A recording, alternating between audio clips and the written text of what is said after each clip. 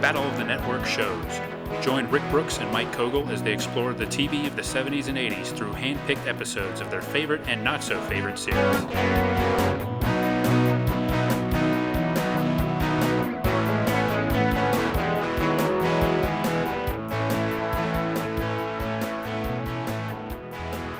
Welcome to Battle of the Network Show's bonus episode. I'm Mike. And I'm Rick. Hello, everyone. And today we're going to delve into a partial season of Saturday morning cartoons. And I'll let Rick say a few things first. This was his idea. Why, thank you very much. Yes, it is my idea, so if you don't enjoy this episode, blame Mike. I'm still not taking responsibility for it. Yeah. I think it's still going to be Mike's fault. No. But we thought it would be interesting to go back and, much like we did in our Season 8 episode looking at the 1980 to 1981 season, we thought it would be interesting to kind of take a snapshot and, on a little bit smaller scale, look at the Saturday morning lineup of 50 years ago, right about now. So we're going to take a look at the spring lineup on ABC, CBS, and NBC on Saturday mornings in 1971. And we picked that, just kind of because when we happen to be recording this, and there's a few differences between fall and spring. And I think one thing that's kind of interesting, Mike, if you look at the TV schedules, there's always changes, mid-season, probably now more than ever. But even back then, things would get bumped from the lineup. But if you go back and look at the schedules, there's always like subtle changes, like from fall to spring on these, or maybe starting in January or something, what you would call spring. But even like the weirdest changes, like they're always like juggling time slots, moving shows around. It seems like on the main primetime schedule, it's more like substituting in new shows or, removing shows. But here it's like they're always tinkering, bringing shows back, changing the time slots around. It's kind of interesting. Yeah, especially when they just like flop them. Yeah. Like, what does that achieve? Yeah, it seems to me like it's the kind of thing that they wouldn't bother doing in primetime, but it's almost like they see Saturday morning as kind of like a playground and like, oh, we can kind of like tinker around with it a little bit more. I'm just speculating as to that, but it seems like maybe that's the case.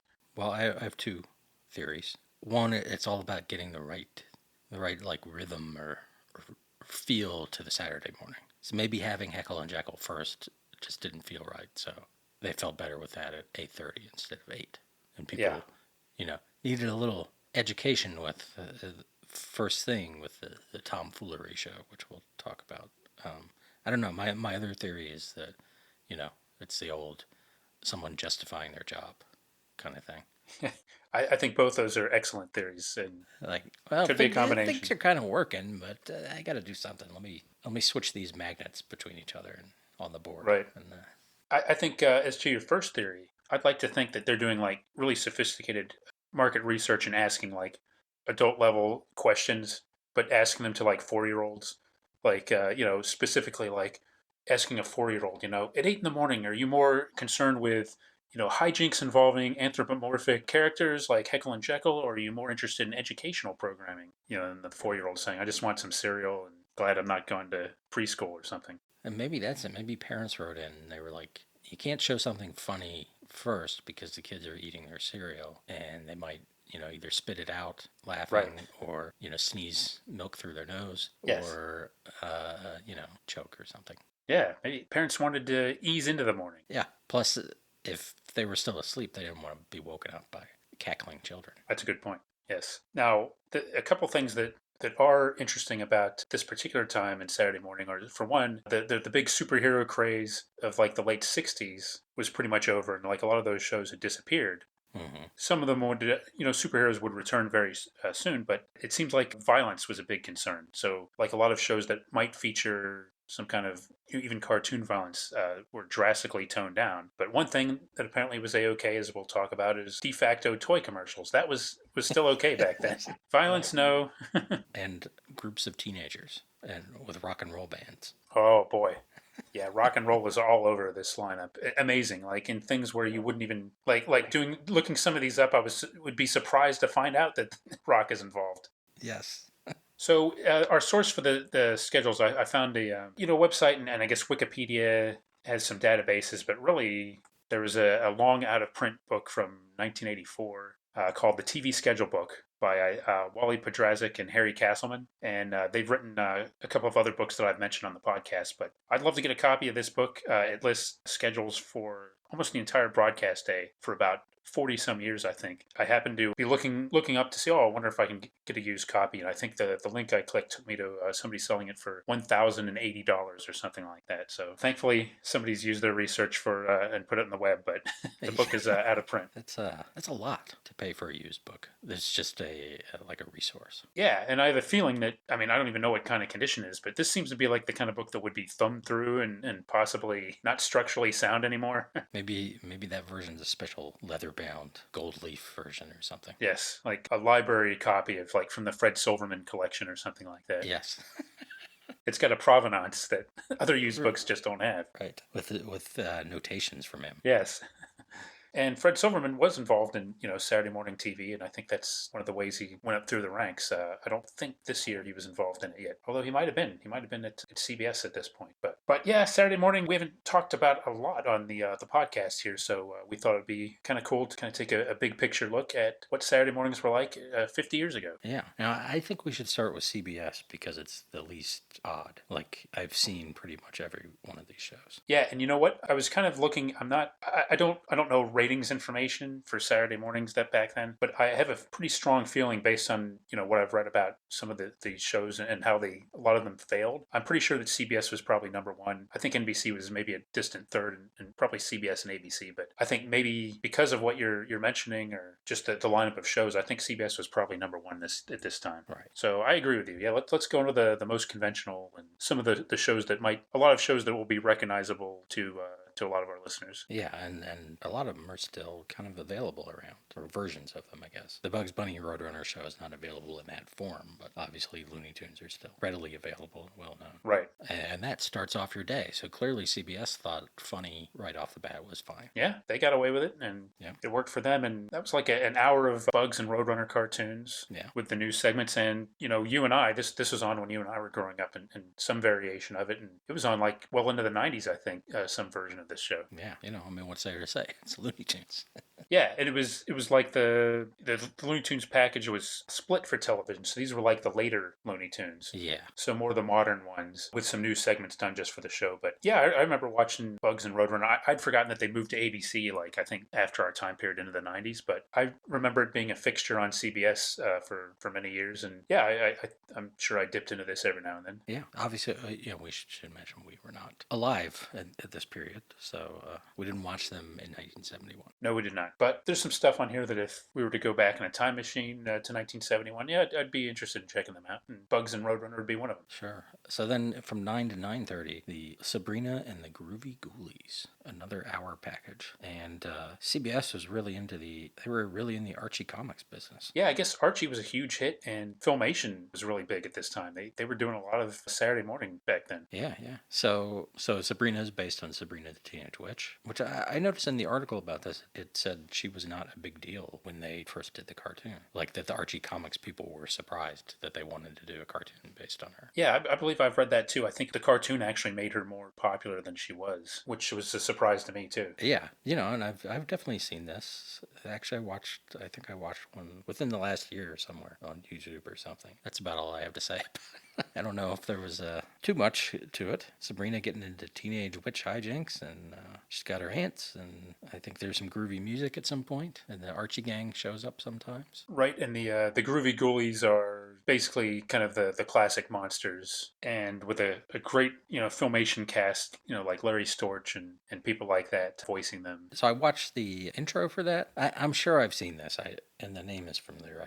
It still didn't ring a lot of bells. Other than the thought I had watching it was the very Filmation thing that's going to keep coming up here of the sort of the music montage that just feels kind of weird watching it to me because like the animation's not tied directly into the music. It's just stuff from that episode, or in this case the intro, and every now and then shots of people playing instruments but not in sync with the music or anything. And like you see things happening where either people are moving their mouths for dialogue, or where they run into something and you expect a sound effect and it's not there because they just laid the music over it. Right.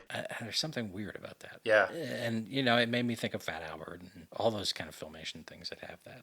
Right. I hear you on that. I haven't seen any of these in a long time, but I identify with what you're saying there. That's a good point. It does seem kind of bizarre, and like in the Groovy Ghoulies, they again like a lot of the shows that probably what we're talking about, they only had like maybe barely more than a dozen episodes, but they kept replaying them over and over again and put them in different syndication packages. So it's interesting, and I remember reading in Retro Fan magazine, I think last year had a big article on the history of the Groovy Ghoulies, maybe around Halloween or something like that, and it detailed like the long complicated history of how they repackaged Sabrina, the Groovy Ghoulies, and combined them and syndicated them with different names and titles and everything. So they got a lot of mileage out of that relatively small amount of cartoons. And actually, and one other thing I think we could mention, I don't think we've said yet, is the influence of Laugh-In on Groovy Ghoulies, which I find it amusing that Laugh-In was such an influential show, especially with regards to like Saturday mornings. Like everybody, wanted to get in on that, and it just seems to me like I wouldn't have expected it to be as influential for as long as it was, because this was like several years after Laugh-In started. When did Laugh-In end? I think it was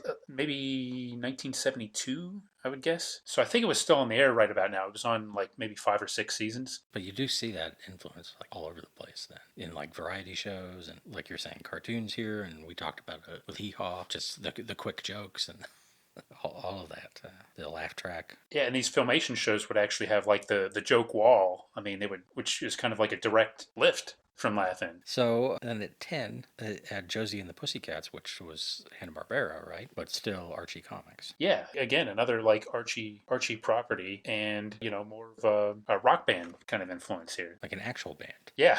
Not one manufactured for a cartoon. Yeah, and Josie and the Pussycats was really big. I think, if I'm not mistaken, that was almost as popular as Archie's for a while, as far as like the cartoon property. And they went to space later. Yes, they did. Yes, not just anybody would be picked for the prestige of being able to go to outer space. Right, of accidentally going to outer space. Yeah, CBS took a big risk on that, financing a show that was shot in outer space. Yes. So really big compliment to them that they picked them for that honor. But did you know that Josie and the Pussycats, I think Josie especially starred in the Know segments in this season of Saturday morning cartoons. And in fall of 1971, the In the Know segments were sort of like educational vignettes or interstitial programming for kids. That segment would be replaced by what became In the News, later voiced by Christopher Glenn, and kind of a staple of our childhoods. But I think that speaks to how popular Josie and the Pussycats were, that they had these little segments scattered throughout Saturday morning to kind of keep kids leaving it on the dial there on CBS. That seems like a good choice, too. As much as I admire Bugs Bunny,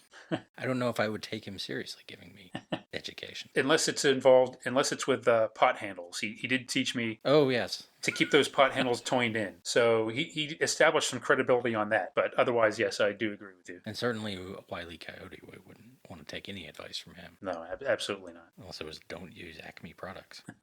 Yeah, I don't know if I've seen this in a long time. I know I did watch an episode of the space version and was not too impressed. But, and it did, I think this always weirded me out a little bit. The one character, I think Alexander is his name, who looks exactly like Shaggy. Yeah. And I think Casey Kasem voices him too. Mm-hmm. That's just weird. Yeah, I think, again, like I watched, I think we were talking about this a while ago. I watched one of those Josie in Outer Space episodes, and it looked great, and HD remastered and everything, but it's something I couldn't watch a bunch of them. I kind of get like fatigue watching a bunch of those and Scooby-Doo, and they're just so similar in ways, even like ways that you just pinpointed. But it was a hit for CBS, I guess. And at 10:30, and this is interesting, is the Hanna-Barbera's Harlem Globetrotters cartoon, which I do remember, of course, because it came back later. They brought back repeats of it in 1978, I think. And this is not the Super Globetrotters, but just the regular team going on, touring the world as they do, trotting the world, one might say. Yes. And playing basketball and getting into little adventures. And they have a bus. Remember that? Yeah, it was still centered on, and it had Scatman Crothers. Yeah, the Globetrotters were so big in the 1970s, such icons. And I think, I'd forgotten that they were TV stars as early as here in 1971. Yeah, I didn't realize that cartoon when it was on, when I was watching it, was just a retread of something. Yeah, I think I had a similar experience. Like I think I watched some of those, but years later in reruns. And I think I remember the Super Globetrotters more than this version, though. Yeah, and it's interesting, like you alluded to, that they kind of broke up the Archie stuff by inserting the Harlem Globetrotters. I wonder what the move is there. Yeah. I guess it. I don't know. Maybe it just they like having the hour blocks on the hour Yeah. rather than 10:30 to 11:30 or something. I wonder if maybe they had some kind of contractual agreement with Hanna-Barbera to give them like two shows together and they were sold as a pair or something. And Yeah. I don't know. Yeah, I wonder if there's some kind of contractual thing there, but it is interesting. And I guess they weren't just tempted to just expand Josie and the Pussycats to an hour by combining them with, with some other Archie property. I kind of wish they had called that the Josie and the Pussycats Harlem Globetrotters Comedy Hour. Yeah. That's one thing as I look at this whole schedule. That's one thing that spring 1971 is really missing a comedy hour Mm-hmm. labeled as such, so that we know it is. Bugs Bunny Roadrunner is just a show. It's not a comedy hour. That's they. I think you're right, Mike. They missed a big opportunity here. Now, you could say, though, that that's the most diverse hour on Saturday morning. Wow, you're right. You got a show fronted mostly by female characters, and then, Hmm. African Americans. That's true. The Pussycats were an integrated group, and on the other side, a cat. I don't think the Globetrotters had a wacky animal. No, not this version. I don't think they did. I'm trying to think if there was I mean, it was kind of a big deal probably to have an African American focused cartoon period on Saturday mornings at this time. I would think so, yeah. It's pre-Fat Albert. Yeah, pre-Fat Albert, and they had the Jackson 5 cartoon. I think would be in another year or two, but I can't think of any off the top of my head that were around at this time or would have been right before this. So, And 11, we've already kind of mentioned it, but Archie's Funhouse. So Archie and the gang getting into adventures, playing music. Is this the version where Veronica talks like a Southern belle? I don't know. I thought she did in one of the other ones too. Matter of fact, I can't remember which version she doesn't talk like that. I mean, all I guess if she does in this, then all the Filmation ones, but I don't think in Archie's Weird Mysteries later. Okay, well, yeah. I'm thinking the 1970s ones. Yeah. Yeah, and this was like the Archie format. I think that was most aping Laugh and talk about a complex history. Archie had so many different formats, but it was really a fixture on CBS in the 1970s. And yeah, this one was clearly influenced by Laugh-In, and I looked it up. Laugh-In ended in 1973, so it was kind of in the middle of its run right about now. So I guess that's about right. You'd have imitators, but yeah, and Archie, of course, another cartoon with a rock band. And this one had live action segments too, right? Yes, the Archie's Funhouse. So I don't know if those were live action featuring live versions of the characters or just an audience with some sort of host. I think a lot of the Archies that have been on streaming in recent years have been taken from some of the other versions. So I don't think I'm as familiar with this incarnation of Archie's as maybe some of the ones that aired later or rerun more. But good wholesome fun. Yeah, yeah. I think it's good counter programming against the blatant commercialism of ABC's lineup at that time and the sort of psychedelic lineup on NBC at that time. Right. So far, yeah, we've got classic comic and cartoon characters and sports entertainment celebrities in the Globetrotters. And then at noon we get Scooby Doo. Scooby Doo, where are you? Yes, this is pretty much the first classic incarnation of Scooby Doo. I think this is the second or third year it was on the air, and this is the half-hour basic mysteries before they expanded it like to the movie format. So this is maybe what a lot of people would consider peak Scooby Doo right here. Right, and I mean we all remember watching Scooby Doo.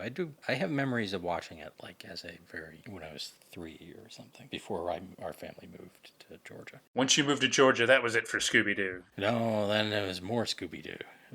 Oh. Then we discovered the movies at some point. Although in syndication, I don't remember those on Saturday morning. Everybody knows Scooby Doo, and then at 12:30 they had repeats of the Monkees. Yeah, that's interesting. So from like 3 or 4 years earlier, a live action show about a rock band. Mm-hmm. And I gotta say the music in all of these is sort of that sort of faux rock and roll, and not the Monkees. I mean the Monkees sort of, or faux bubblegum sort of, that thing you heard a lot in the late, like in that once the Beatles hit and stuff, like mainstream pop music trying to ape rock music, but it's still found not quite sounding right. Do you know what I mean? Yeah, to me, it's a little too polished and it's a little too. I mean, it sounds like you get today, like commercials like trying to have hip hop or something. Here's how I kind of think of it. Around this time, like if you had somebody would turn on like like in the mid to late 60s or early 70s, a character turns on a transistor radio and starts dancing to like rock music, and it's kind of like this, I think a little bit. It's kind of like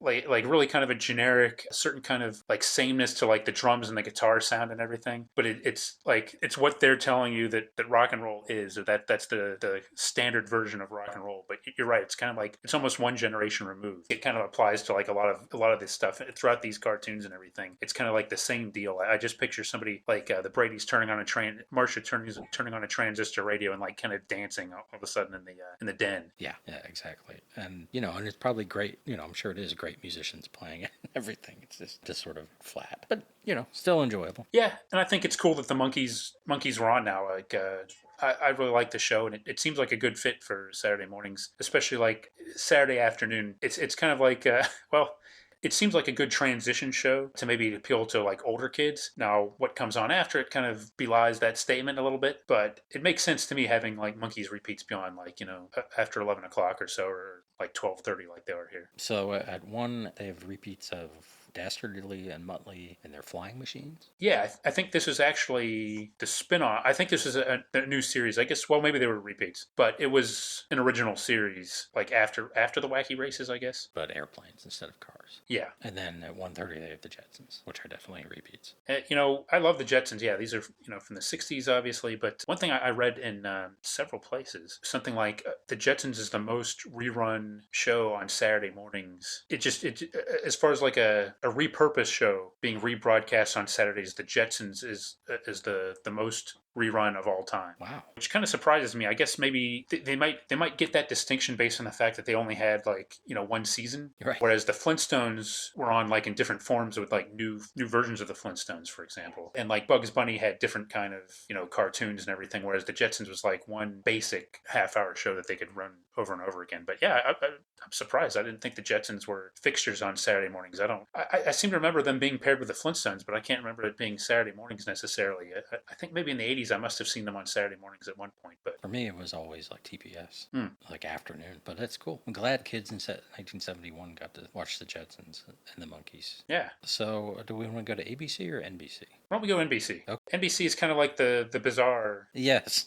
So I already made reference to this, but at 8 a.m. is the Tomfoolery Show, which I guess I heard of when I read a book about Rankin Bass. But boy, this must have never shown up again after it aired this one season. I think you're right. I definitely had to look this one up. I remember nothing at all about this. Yeah. So it's Rankin Bass, and it's based on, and it's not stop motion, but regular animation, and it's mostly based on the work of Edward Lear, the British sort of absurdist writer, and some Lewis Carroll. I was just going to point out that this was before Edward's cousin Norman would establish a beachhead on network television with more socially relevant programming. Oh, I was going to make a joke earlier about Archie's Funhouse being Archie Bunker. Well,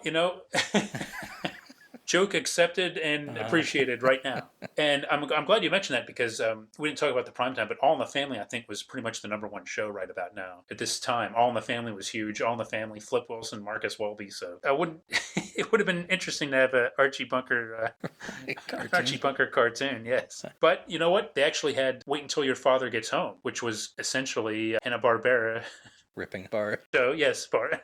You say tomato, I say tomato. But yeah, kind of taking a similar format into like a half-hour animated sitcom. Yeah, somebody would get to All in the Family eventually, but I guess not this season. So yeah, this just seems weird. I mean, I guess surrealism does appeal to kids, but I don't know. And at 8 a.m, 8 a.m, like leading off, I guess, You're still, woozy from dreams. Yes. Easing into the world. Like, yeah, sure. I think one of the references I consulted, the Encyclopedia of Daytime Television Shows by Wesley Hyatt, a great book. I believe he's the one that made reference to the networks kind of desperate to find shows without violence, and that greatly assisted stuff like this getting on the air at this time. I guess it was something that they could put on and not get complaints from parents groups about. But I don't think they got a lot of ratings either. Probably not. And it followed up at 8:30 by the Heckle and Jekyll Show. Now, I assume those were newly made Heckles and Jekylls? Yes, this was the new Filmation produced Heckle and Jekyll cartoons. I think mixed in with other characters as well, probably. And boy, I remember Heckle and Jekyll lasting, I think on CBS, like into the 80s probably. late 70s, I guess, along with Mighty Mouse. But it warms my heart to see it because I love Heckle and Jekyll, and I like the fact that they're kind of forgotten. All those Terry tunes seem to be kind of forgotten characters these days. So I'm glad to see them on this lineup. Yeah, but stiff competition against Bugs and Roadrunner. Yeah, that's tough. That's a tough ask for them to beat those guys. And of course, Heckle and Jekyll, the magpies, right? Yep, the talking magpies with distinctive voice work, kind of like the tough guy accent and the more posh accent. Okay. Getting into all kinds of mischief, annoying dogs. Not that they were annoying dogs, but they were annoying dogs who were in their sphere of influence. Yeah, I don't remember the later Heckle and Jekylls being all that great, honestly, and I'd rather watch the old ones. But again, cool that they're on there. I'm looking at the page for that, but it's confusing. I think so many of these like classic cartoon characters were repackaged so many times that it's really difficult to kind of get a grasp on what version is on at any given time when you go back and look at things like this. Like, Popeye, not just Saturday morning, but, Popeye, Bugs Bunny, and syndication packages and cartoons being split for one network and for another. It does get confusing. Yeah, it looks like these might have been just still repackaged ones. Like the new ones didn't really come along until 1979. 1979, wow. Yeah, that was the new Adventures of Mighty Mouse and Heckle and Jekyll. So there was a Heckle and Jekyll cartoon show that aired from 1956 until 1966 on CBS, and then in 1971, or then it moved to NBC in '69 and aired until September of '71. There. Wow. And yeah, there's Mighty Mouse and Gandy Goose, Dinky Duck, and the Terry Bears. And like I said, classic characters that have been Yes. forgotten, unjustly banished. And that's followed at 9 by the Woody Woodpecker show. And who knows what iteration of Woody Woodpecker that was. But Well, I think the Woody cartoons are split too, so I'm not sure about this. I could be wrong again, but I think that these are probably the post, like Walter Lantz. The whole Walter Lantz thing changed a lot after, like, I think 1948 or something like that. So these are probably the newer ones where the less anarchy and Woody being more friendly and more like a actual person. that sounds right. Unfortunate, but Yeah. and probably looking like the way people remember him looking. Because you see some of those old ones where he looks a lot more like an actual woodpecker. Right. And he's got like cross eyes and Yeah. whereas when I grew up, I think they mixed maybe all the cartoons in together a little bit more, but as far as like merchandising and like in the Gold Key comics, it would be like the kind of softer looking, more modern Woody. And I imagine like Chilly Willy probably showed up on that too. Yeah, maybe Andy Panda. And that was followed at 9:30 by the Bugaloos, a little Sid and Marty Krofft there. Yeah, and this is what if whatever NBC was putting on at 8 wasn't bizarre enough for you with the Edward Lear and Lewis Carroll stuff. Well, just wait an hour and a half or so, and you get the Bugaloos. Another one that returned later as in the Krofft Superstars, which is where I would have seen it. Okay, yeah. And yeah, they're like bugs, right? Yeah, like they're winged, like humanoid kind of looking things with wings. And they're a band. Yeah, and this is the one with Martha Raye, I think. Yes. Now, I didn't watch a lot of this, but I remember the song. Is the case with many of these Sid and Marty Krofft productions. I remember the song more than I do like any individual episodes or anything like that. Yeah, I don't remember much about it other than the look of it, and I don't even think I remember the song. But check this out. Well, one, they were touted as the British version of the Monkees, which just seems weird. What? Among those auditioning were Elton John's future manager John Reed and Phil Collins. What? Who joined Genesis later that year. Can you imagine? Wait a minute now. Phil Collins, do you think like... And they were two of the finalists for the role of IQ, who's, I assume, the smart one. Do you think Phil Collins was kind of like in a situation where he might have had to choose between the Bugaloos or Genesis? Or Oh, I hope so. he was waiting on, whichever one got back to him first. Yeah. He would take that gig? That would be great. Or when, the other lads in Genesis asking him what he's, looking for his resume and everything. And he's, well, I just tried out for a... I tried out for a show where I was going to play a grasshopper. Yeah. Yeah, you'll fit right in. Have you met our lead singer? Boy, gonna have to dig into that more.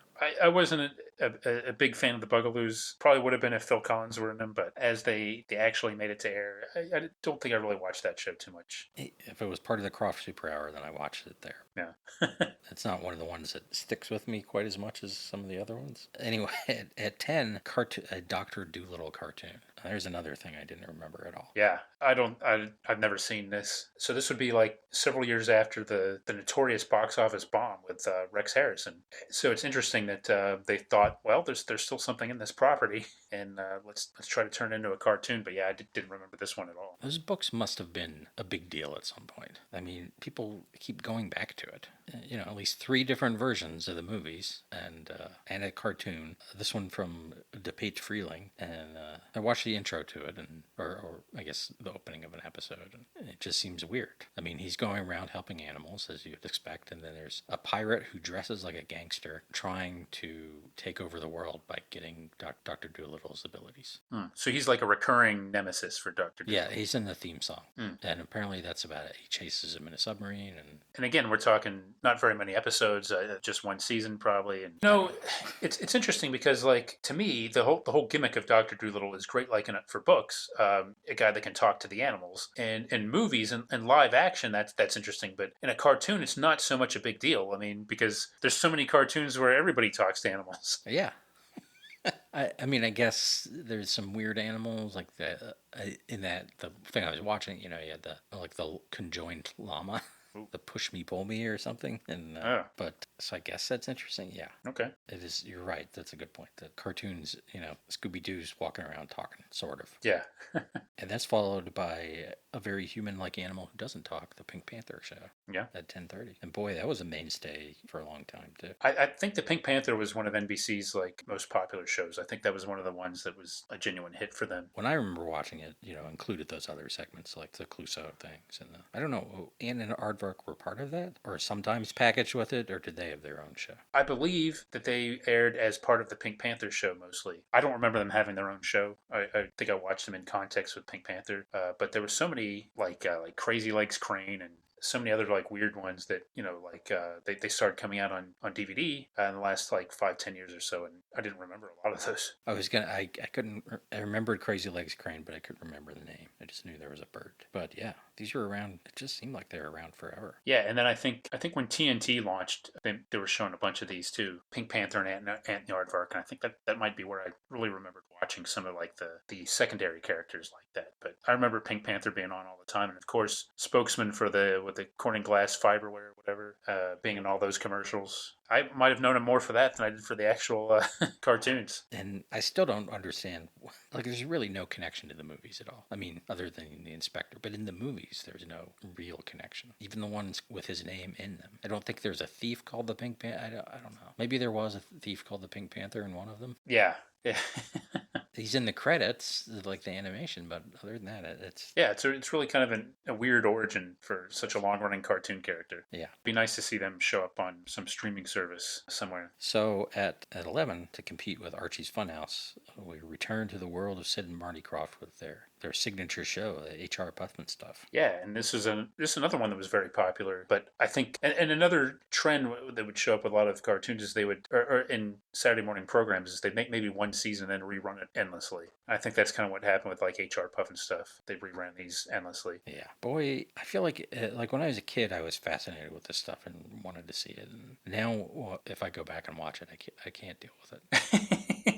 It's just too much.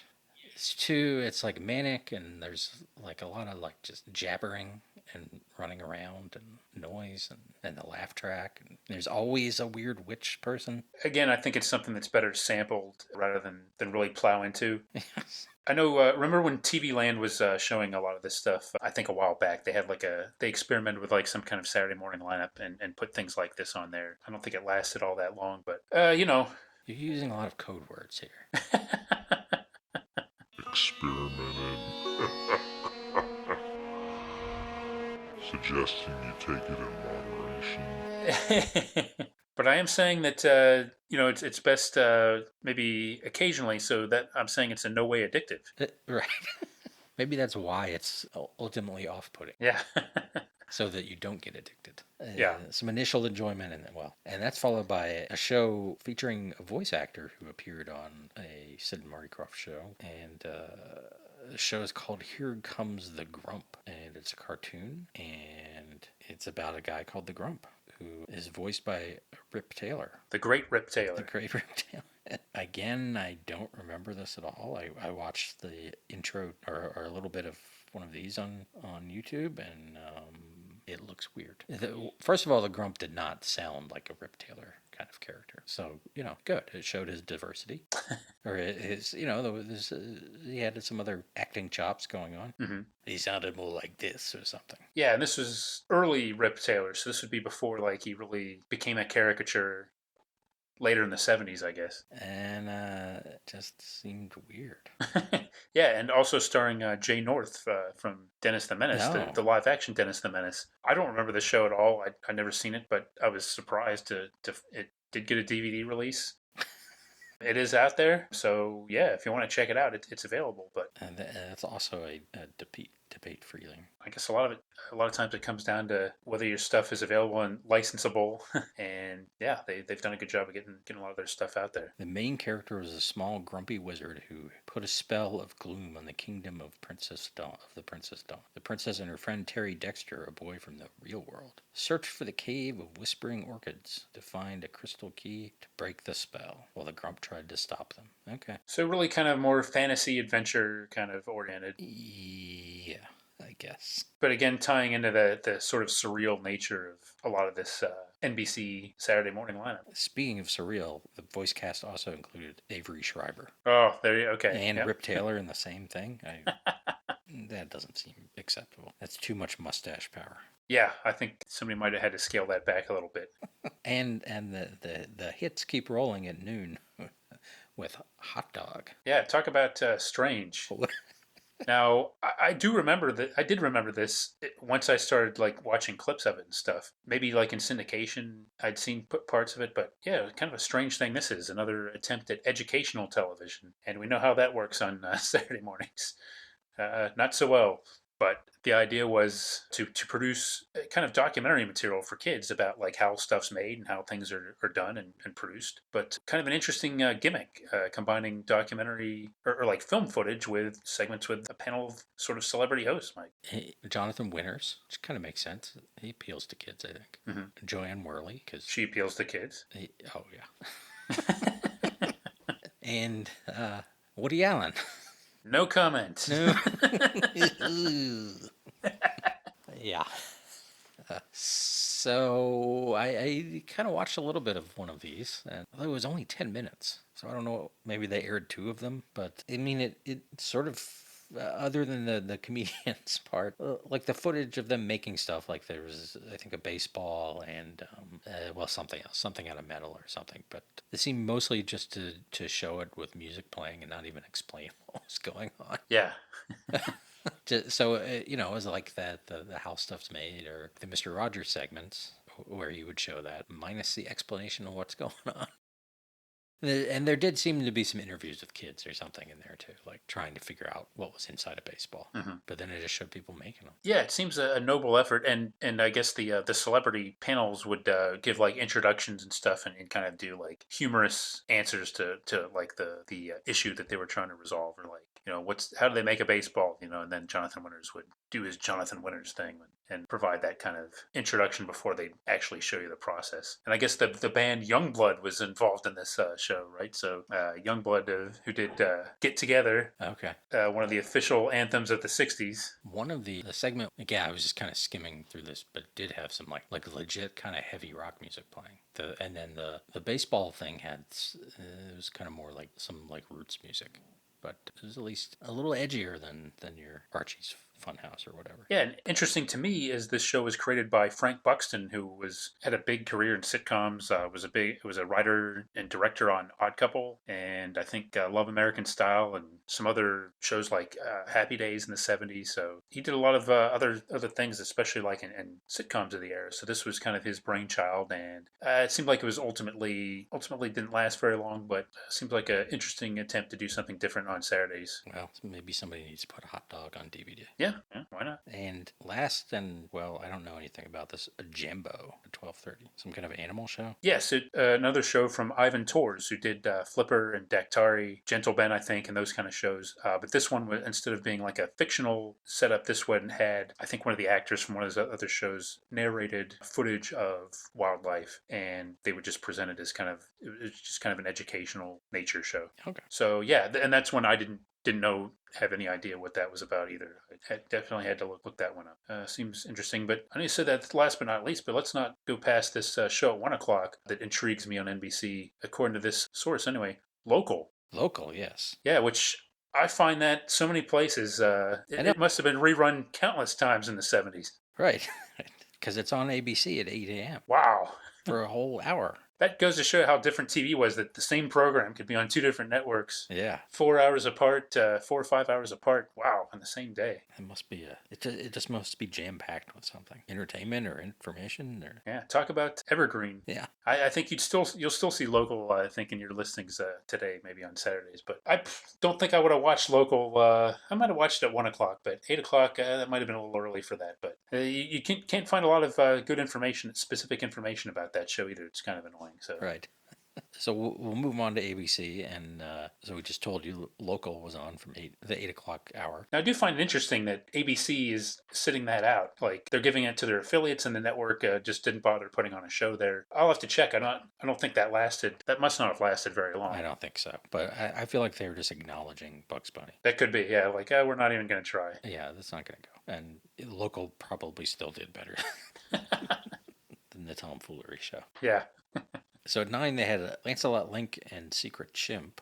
I mean, I know I should know more about those, but that's like a Clutch Cargo kind of thing, right? Yeah, it's live action though, with the chimps like talking, and I didn't remember it being in an hour format. I know, like I think it was Nickelodeon that would show the reruns for years, so it seemed to have a pretty successful afterlife in syndication. But I was surprised to learn that it was from 9 to 10. Wow. So did they? Okay, so I'm looking. So it's chimps given human voices, but did they? Yes, I should clarify that they weren't actually speaking themselves. Right. Yeah. But they like? Did they put in the moving lips?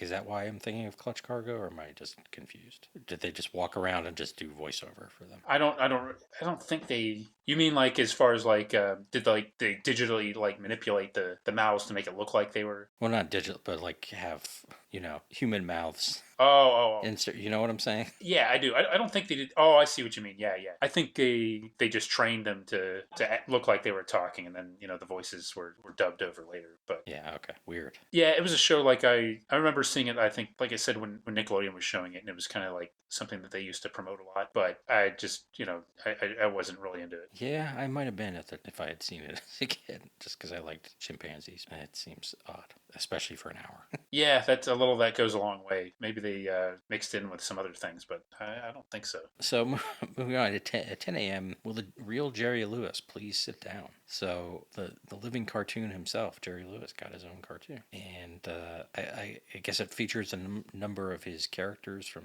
some movie. Yeah, movie The Family Jewels, where he played multiple roles. Again, like 4 or 5 years before this. And yeah, I guess he gave his blessing to do the show, but not his voice. Well, yeah, that doesn't surprise me. I mean, just in general, it's not like people were doing their own voices on these things back then. Yeah, now, one source I read, it might have been the Wesley Hyatt book, said that one source I read claimed that Jerry Lewis had reportedly said that he thought that other people could do like his classic Jerry voice better than he could at that point, and that's why he didn't do it. Now, whether that's true or he just didn't feel like doing it, that's up for debate, but that is what I read. David Squiggy Lander did it. Yeah, that's interesting. This show kind of fascinates me. I there's some footage of this available, but I think I'd heard of this, but I'd certainly never seen it before. Yeah, like I feel like I had, but then they explained that it kind of looks like the comic book, so that's probably what I'm thinking. That I'm just visualizing it because I've seen those DC comics. Right. Yeah, I don't know. I could see it. People enjoying it though, and that was from Filmation. Yeah, another Filmation with multiple, I think, with blackout gags and multiple things going on and kind of that zaniness. And they follow at 10:30. This is one of the most interesting ones to me. Here come the Double Deckers, which is a British import of a live-action show about a gang of kids who have a double-decker bus. I don't know if they drive. I guess they just hang out in it, right? Yeah, I don't think they like drive around in it. I guess they just live there, which is bizarre in itself. But Although it does say one episode involved a runaway homemade hovercraft. ooh, that sounds kind of interesting. A chocolate factory and invading quote-unquote Martians with guns that shoot out chocolate candy, a disastrous camping holiday, collecting tinfoil for a guide dog, Huh? becoming pop moguls Ooh, with their protege, the cool Cavalier. got to get a rock band in there somewhere. Yeah, and I watched the opening credits to this, and it's great because you can, even before they show characters' names, you can kind of tell what role they're playing. Yes, yes, Look. I watched these credits too. I loved it. So there's a kid with glasses, and I'm like, oh, I bet he's the smart one. And sure enough, Yep. his name is Brains. There's a kid with drumsticks whose name is Sticks. Of course. Scooper, apparently he's the leader of the gang. Spring, I guess being black is his characteristic according to Wikipedia. That's it. Yeah. Billy, the tomboyish girl. Mm-hmm. Tiger, who's also a girl and has a stuffed tiger called Tiger. And my favorite, the fat kid, Yeah. Doughnut. You know, that was my favorite too. I had to smile when I saw that at the end because I think isn't he like he's eating something when they show Yes, him he too. is. Yeah. They can't just show him, being a little chubby. They have to show him shoving his face with something Yeah. as your introduction to him. I love that sequence. And by the way, before I forget, here's an interesting little bit of trivia. Originally, Phil Collins auditioned to play Styx, the drummer. Whoa. Man, he was hard up. Well, at least he finally got something after all that work and auditioning. He landed on his feet. I mean, it took him a long time to finally getting an acting gig after that. But Yeah, no. I would like, maybe he did, but like if in interviews when he started kind of acting, like doing Miami Vice and a couple movies that he did, like just saw, well, I intended to be an actor and just kind of fell into the drumming. Maybe he learned how to play the drums while he was aspiring to be Styx. Yes. He lied Uh-huh. and said he could play it, and then he gave himself a crash course in drumming the night before the audition for Here Comes the Double Deckers. And he thought, well, I wasted all that time. Wait a minute. And then he saw Genesis was looking for somebody. I kind of want to see this show. Yeah, I was going to say the same thing. This seems to be the kind of thing that I could actually get into. And it seems like, when I was looking for footage of it on YouTube, I don't know if it was the same thing, but maybe you came across this yourself, like a lot of like reunion footage and reunion specials, which indicates to me that it's probably pretty well remembered over there. Yeah, and probably knowing the BBC, it doesn't exist. Oh, yeah, you're right. That's deflating, but probably true. So at from 11 to 12, we get this, the sort of pre-1980s toy commercial cartoon lineup with Hot Wheels and Skyhawks. And Hot Wheels is about cars, and Skyhawks, I guess, is about planes or something. Yes, an aviation, like a family-owned aviation company. Okay. I guess did good deeds and but also had like some kind of rival aviation company Of course. that they competed. And again, I guess because violence was not a thing, they didn't have like cool dogfights in the air. I imagine they did other kind of things like races and things like that and competing for business maybe. But this is one I'd heard of. I'd heard of these, but I've never seen them. I don't remember them being syndicated growing up. And yeah, I guess they got complaints from not just from parents in this case, but from rival toy companies. Right. For getting free airtime essentially on ABC. Yeah, and I think they tried to argue that they weren't, but like that Hot Wheels was educational about car safety or something. Yeah, I think they had like driving tips in every episode too, which I'm sure came in handy for our 2 to 11-year-old demographic. Kids are writing it down for future reference. Yes. Did you notice, Mike, who one person that was in the voice cast? I was of this, just about to say that. Oh, okay, yes. Yes, Mike Kerr. Wait, no, Michael Rye. No, yeah, Albert Brooks is the. I mean, Casey Kasem, of course, but Well, he was in everything, yes. yeah, Albert Brooks is the surprising one. Yeah, that's interesting. That does make me want to. I got to watch at least a little bit of this now. Played Kip Chogi. I don't know who Kip Chogi is, but I have a feeling he's a little bit anxious. Yes, I sure hope he is. Yeah. Lots of close-ups of him behind the wheel, like sweating profusely as he's, trying to win some race. Do I turn left or right? I don't know. What... But apparently not in the Skyhawks cast, which the rest of that is very similar. Yeah, it's interesting. It's like they flip flop the supporting and leads kind of, and and I don't like it. They were both produced by the same like Ken Snyder Productions, and it just seems like this is an interesting little package. This Hot Wheels and Skyhawks together, and yeah, I don't know who if Mattel owns these now or who owns these, but it'd be kind of interesting to see these. But I imagine they're not all that entertaining to watch a bunch of these either. I don't think so. But I'll watch anything with Albert Brooks though, so I'd give it a chance. And then after that, the Motor Mouse and AutoCAD show, which I don't quite know what that is. Yeah, I didn't remember this one either, but it was a spin-off of the Chattanooga Cats, which was a Hanna-Barbera series, and this was one of the segments, I think, on that. So they sort of spun it off and had those and other characters on this, Motor Mouse and AutoCat show. And I think Chattanooga Cats, came out on DVD through Warner Archive, so maybe these are on those as well. But yeah, this is not one I never watched this either. And the Chattanooga Cats, of course, are a band. And the segments, cast for the Chattanooga Cats around the world in 79 days. It's the Wolf, starring Buddy Mildew. Mildew, wow. Actually voiced by Paul Lynde. Yes.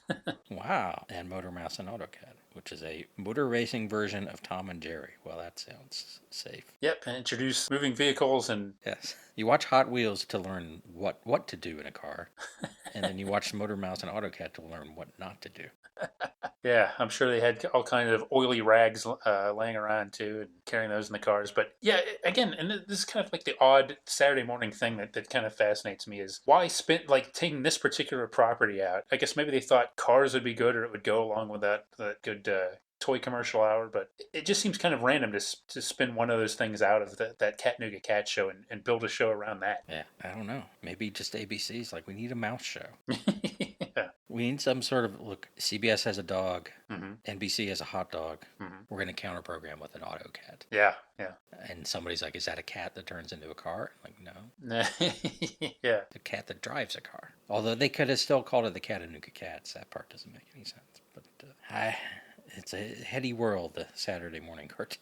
It is, yeah. And I don't think this lasted very long either. But or they just let and figured you can fool kids into thinking it's a new show by changing the title. You know what? That might be right. It might be as simple as that. Right. Now that you mention it. So 12:30 is the Hardy Boys cartoon, which I think we talked a little bit about when we did our Hardy Boys episode. Another Filmation cartoon, and very much in the style of Archie and all of that. And this had live action stuff, I believe. But the Hardy Boys, they solved mysteries, but they also had a band that actually toured in the real world, in our world, not just the cartoon world. Yeah. The Hardy Boys. It seems to me like I think there's some fondness for this one, but this is not something that I was really familiar with. I think maybe seeing it from ads and knowing about the Hardy Boys based on the NBC live action series that we talked about. But this is not something that I watched, but I do remember it being on somehow. How's that for an endorsement? Yeah, I didn't watch it, but I remember it being on. There's some good podcast insight from yours truly. That's the kind of observation I knew I had in me, and this is why I suggested this for a topic, Mike.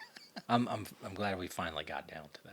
I had that bubbling inside me for years, and finally got it out there. Okay, so that's it, right? We can close shop. The podcast is done. Yeah. I am pretty sure the only time I've seen this is after we did that episode, and I went and watched it a little bit. Yeah. And I just couldn't take it. And then at 1 o'clock, American Bandstand, ABC mainstay for decades. Yeah, I think at this point it had already been on, probably like 15, 16 years and had been on Saturday morning for years at this point. Yeah. American Bandstand, I remember that being on when I was growing up, and usually about this time, maybe 12 o'clock, maybe a little bit earlier, but 12, 1 o'clock, yeah. And it's something that I like the fact that it was on for so long, and I just feel, it makes me feel comfortable just seeing it on this lineup, Mike. I like the fact that it was on in 1970. Yeah, and if you wanted to, graduate to actual pop music, you got to with American Bandstand. Yeah. So maybe some of those people watching the Monkees would, at 1 o'clock, change the channel. Right, I could definitely see that. I think American Bandstand is a fascinating show in its own right, and I think that's something that, maybe we could consider for its own episode. But I think one thing that was interesting when I was just kind of looking all American Bandstand. I totally forgot that it had a revival on USA Network for like 1 year. I think in the late '80s maybe without Dick Clark. Oh, I mean, I remember Dance Party USA, but I didn't remember American Bandstand on USA, and I certainly didn't remember without Dick Clark, and probably something I would try to block out if I had. So that seems sacrilege to me. But yeah. So I'm just kind of glancing at the fall, the or 72 or fall 71. fall of '71. So Okay. so the coming up fall, just to see what some changes they made. So ABC moved Jerry Lewis all the way to 8 a.m., followed by the Roadrunner. So the Roadrunner show was on ABC, and Bugs Bunny show was on CBS. That's I wonder if it was simple as that, or if that was like the product of a lot of negotiation, or I don't know. And it's like still like Bugs Bunny's on at 8 and Roadrunner's on at 8:30. I'm sure that must have been negotiated. yeah. You know who would know all this stuff? Mark Evanier? Yeah, I'm sure he would. Yes. Might have to ask him about this. Yeah. The Jackson 5 cartoon showed up. I think those are the only Pebbles and Bam Bam show. Help, It's the Hair Bear Bunch. And then it seems like a lot of repurposed stuff, like the Bewitched cartoon and Lidsville and Johnny Quest. Something called the Curiosity Shop. Yeah, and you can see too, like you can see what maybe what worked and what didn't work. Like it's interesting that Bewitched reruns are Right. on ABC, but and Lancelot Link goes down to a half hour. Yeah. On CBS, the Archie stuff all gets put together now from 10:30 to 11:30. But Sabrina is only a half hour, so Right. they have about this. They only have an hour and a half. Yeah, no Groovy Ghoulies, but Yeah. they weren't an Archie product anyway. And then, like, NBC is the most different, not surprisingly. Yeah. There's like a new Doctor Dolittle cartoon. Although is that though, or is that the same Doctor Dolittle episodes? It's probably the same. The same batch, like I think it probably is. I think they just took them and maybe retitled the show. Yes.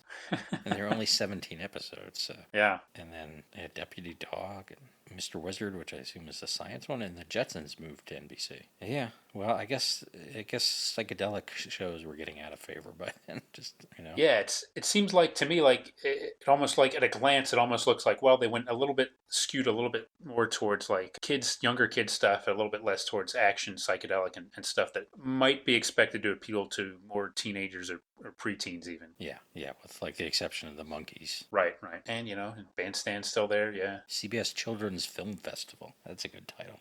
Ooh la la, film festival. Huh. Well, this has been an interesting tour of. Yeah. So I mean, real quickly. So what would you be if we want to do like a TV guide thing here? I mean, at 8 o'clock, I would be watching Bugs Bunny if I had the choice. Yes. Though I might at 8:30, I'd actually probably switch over to Heckle and Jekyll, especially if it was a Roadrunner cartoon, which I didn't like so much then. I appreciate that more now, but I'd probably switch over to Heckle and Jekyll at 8:30. I could see doing that, and I seem to remember like finding the Bugs Bunny those hour things like after a while feeling a little long. Yeah. Or maybe because later it was even longer, right? It was like an hour and a half. Or I think so. Yeah. It was a third of the CBS schedule, I think, for a while. It's Woody Woodpecker for me at 9 o'clock, and probably Bugaloos at 9:30. Yeah, I mean, I would probably check out all of those, but I watched the heck out of Woody in the afternoons. I think on one of the stations we got. I remember I watched a lot of Woody Woodpecker, not on Saturday mornings, but in the afternoon. So I'd have to go with Woody here. now at 10:30 or 10, I don't know. I think I'm most curious about the Jerry Lewis. Yeah, for me now, I want to see the Jerry Lewis and the Double Deckers, but at the time, I probably would have been watching Josie and the Harlem Globetrotters. Were I alive in 1971? Yeah. Now I want to see that ABC block, and yeah, either those or the Pink Panther. I don't think that Dr. Dolittle would have done it even then. At 11, we already said now we want to see the Hot Wheels just for Albert Brooks, but Yeah, I think it's for me. It's Archie's Funhouse. yeah, As far as what I would have been watching. right. Probably then I would have been watching Puff and stuff, but now I don't think so. I don't know if I could watch any of these things really with much patience. Bandstand, possible future show. Yeah. HR Puff and stuff. The Bugaloos, not so much. We've Maybe learned not, today. Yeah. I mean, at some point we probably do need to talk about. Yeah, we would. It wouldn't be one of those ones you'd immerse yourself in and watch No. a whole season. Yeah, okay. Fair enough. And at noon, I mean, then it would have been Scooby Doo for sure. Scooby Doo and the Monkees for sure for me, and yeah, that's probably what I would go with. I'm a little bit intrigued by Hot Dog, and I'm going to probably watch a few more of those segments. But yeah, for me, it's Scooby Doo, and the Monkees is probably my favorite show of all the ones on here, just based on the fact that like the Bugs Bunny and some of these other cartoon packages are all over the place. But as an actual show, yeah, the Monkees is my favorite one on here. And at 1 o'clock, I'd be tempted to check out local with this lineup, but I remember watching American Bandstand, but I don't remember a lot of other people watching it at the time. It just was always on. But I'd probably go with Bandstand over there. I was never a huge fan of Dastardly and Muttley, although I did like the Jetsons. Yeah. All right. Well, I think that's a good talk on that. Yeah, I think so. And Mike, I'm going to have the crack research team look into something. We've raised some questions here, and I think we kind of dove in here. By no means are we experts on Saturday mornings in this era, so I think we've learned a lot, and I think we've got a lot left to learn. But if anybody has anything they'd like to add or some comments, feedback on this,